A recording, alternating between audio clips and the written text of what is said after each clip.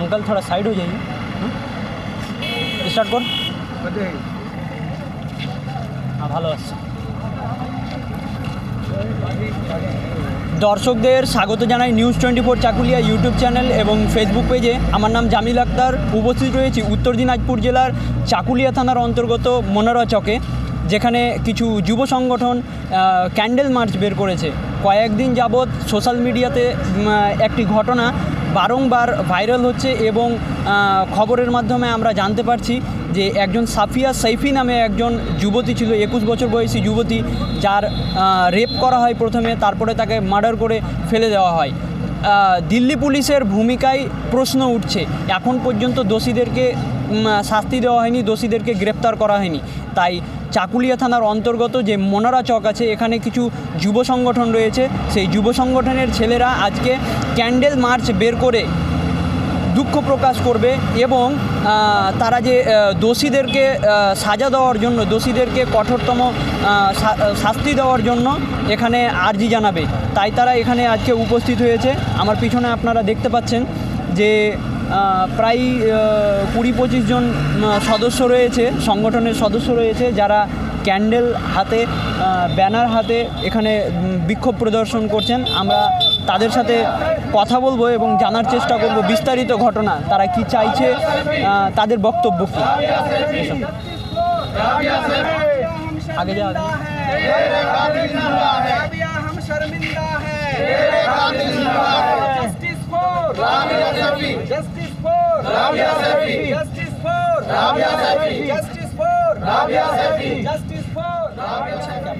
आज candle march क्यों कर रहे थे आप लोग? देखिए, हमारे देश में पिछले कई सालों से, बल्कि ये कह लें कि जब से मोदी की सरकार आई हुई है, उससे भी पहले घटनाएं थी लेकिन उससे कम थी।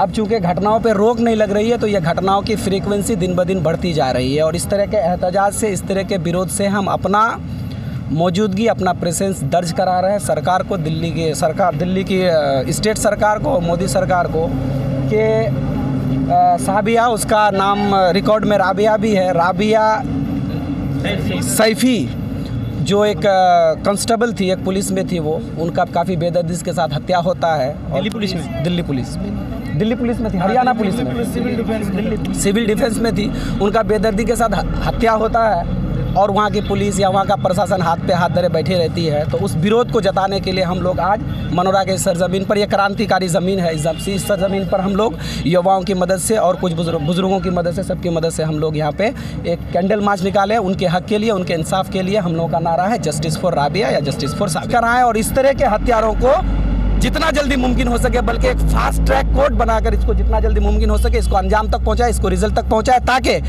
दूसरा कोई दरिंदा इस तरह का घटना करने से डरे, उनका दिल कांपे, उनकी धड़कनें तेज हो। क्या नाम है आपका? मोहम्मद जहांगीर आलम, मनोराग से ही हम। अच्छा, कौन सा संगठन से आप? हम यूथ वेलफेयर मूवमेंट सोसाइटी, उसकी तरफ से, उसके एक मेंबर हैं और ये प्रोटेस्ट मार्च उन्हीं के तरफ से, यानी हमारे तरफ से ही किया गया। शुक्रिया। और कोई भैया आइए ना, इधर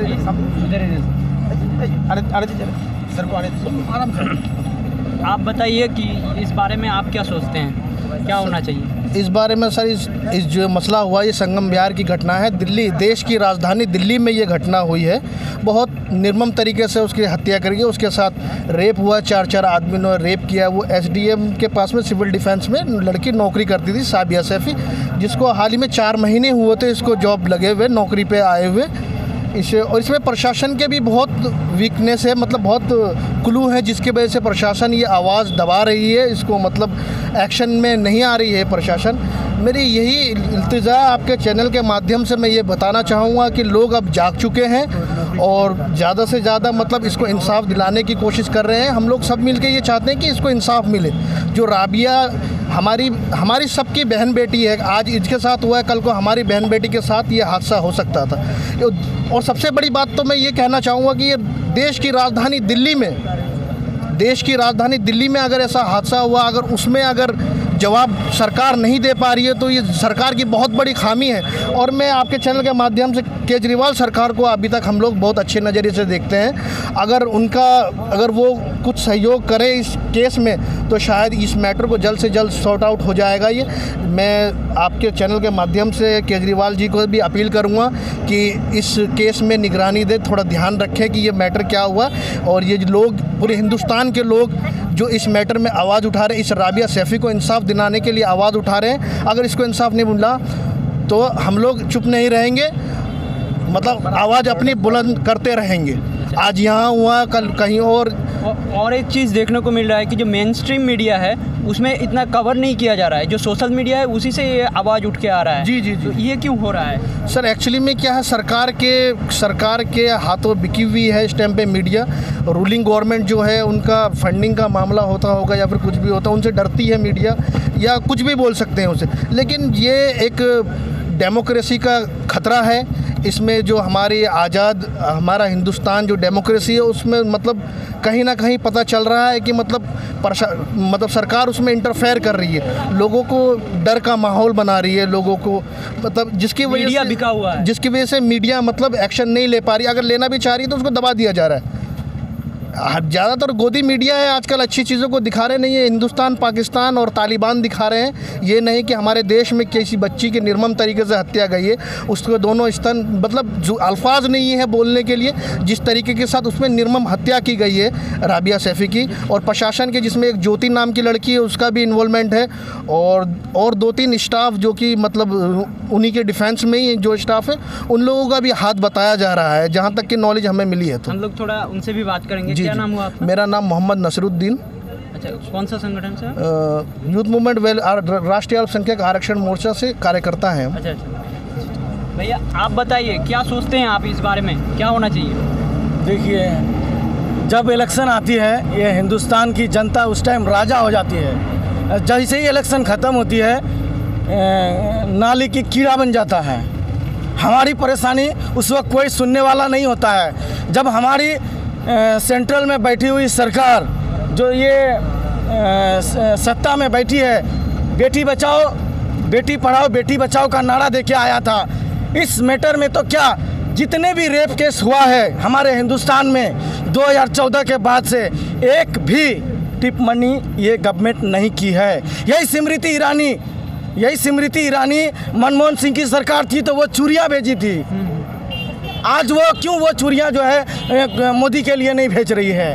और दूसरी बात ये रही बात के मीडिया का, तो हमारे इस दौर में सोशल मीडिया है इसलिए हम चीज़ों को जान पा रहे हैं, वरना ये बिकी हुई ये दलाल मीडिया इनकी बात क्या कह रहे हैं, क्या कर रहे हैं? ये लोग सिर्फ स्टूडियो पे बैठ के ही ये लोग जो है रिपोर्टिंग कर सकता है, क्योंकि किसान आंदोलन के दिन चित्रा त्रिपाठी वो आई थी, एक भी कवरेजिंग नहीं कर पाई है, उसको धक्के मार के भगा दी गई है किसान आंदोलन में जो महापंचायत हुआ यूपी में।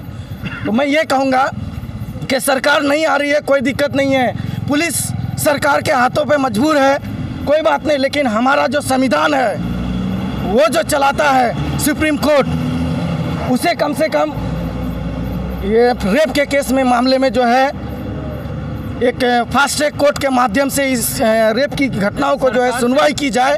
और सरकार से जब क्वेश्चन किया जाता है कि मतलब इस बारे में क्वेश्चन किया जाता है तो वो सरकार कहता है कि हम लोग महिला सशक्तिकरण के लिए बहुत कुछ कर रहे हैं, तो ये कुछ अब लोग ठीक है महिला सशक्तिकरण के लिए तो मैंने और भी सारी स्कीमें देखे हैं कि निकालती है, बस उसमें सिर्फ घपला हो रही है। तो ये मोदी गवर्नमेंट नारा तो अच्छी दे रही है पर काम एक भी नहीं हो रहा है। बेटी पढ़ाओ बेटी बचाओ, आज हमारे देश की बेटियों का ये हाल है हमारी देश की बेटियों का कि हम लोगों को रोड पे निकल करके कैंडल मार्च निकालना पड़ता है। इंसाफ नहीं मिल रहा है, कहाँ से मिलेगा? क्योंकि सब तो बिकी हुई है।